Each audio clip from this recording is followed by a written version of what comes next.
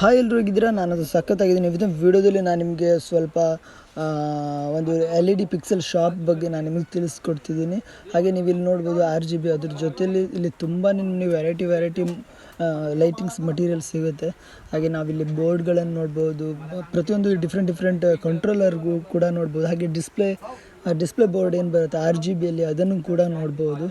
ಅದ್ರ ಜೊತೆಯಲ್ಲಿ ನಾವು ಇಲ್ಲಿ ಎಲ್ಲ ಏನಂತೀವಿ ಅದು ಪಿಕ್ಸೆಲಲ್ಲಿ ಎಲ್ಲ ಟೈಪ್ ಪಿಕ್ಸೆಲ್ ಸಿಗುತ್ತೆ, ತುಂಬಾ ಟೈಪ್ ಪಿಕ್ಸೆಲ್ ಸಿಗುತ್ತೆ.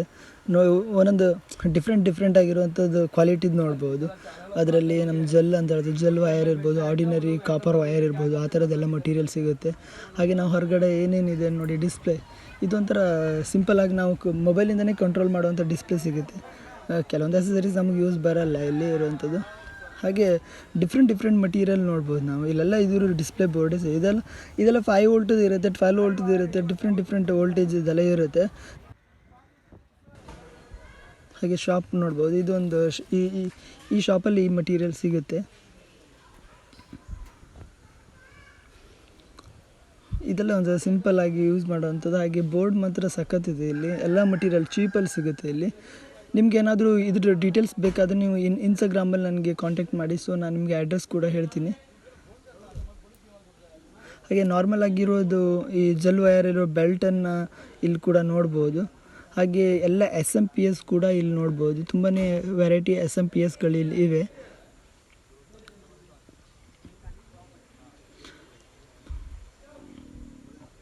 ಇದರಲ್ಲಿ ಜೆಲ್ ವಯರ್ ಇದನ್ನು ಕೂಡ ನೋಡ್ಬೋದು.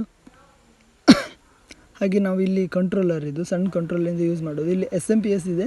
ಸೊ ನಾವು ಇದಕ್ಕೆಲ್ಲ 12 ವೋಲ್ಟ್ SMP ಇಂದ ಎಲ್ಲ ಇಲ್ಲಿ ಕಂಟ್ರೋಲ್ ಮಾಡ್ಯಾರೆ ಇವರು.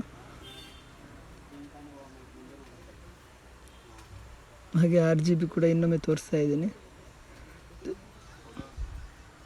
ಹಾಗೆ ನಾವಿಲ್ಲಿ ಬೋರ್ಡಿಗೆ ಇಲ್ಲಿ ಅವರು ವೈಫೈ ಕಂಟ್ರೋಲರ್ ಯೂಸ್ ಮಾಡಿದ್ದಾರೆ ಇಲ್ಲಿ ತೋರಿಸ್ಲಿಕ್ಕೆ.